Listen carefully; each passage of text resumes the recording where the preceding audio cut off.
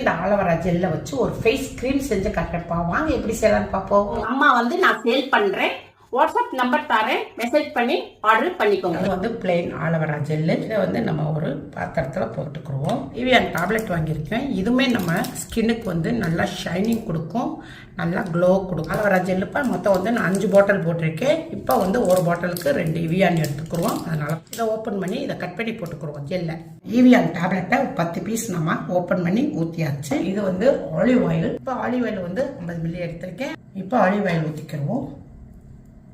இது பாதாம் ஆயில். பாதாம் ஆயிலும் 50 மில்லி எடுத்துக்கிடுவோம். இதை இதில் ஊற்றிக்கிடுவோம். இது கோகனட் ஆயில். இதை ஒரு 25 மில்லி ஊற்றிக்கிடுவோம். இது ரோஸ் வாட்டர்ப்பா. இந்த ரோஸ் வாட்டரும் நம்ம ஓப்பன் பண்ணி ஊற்றிக்கிடுவோம் ஃபுல்லாக.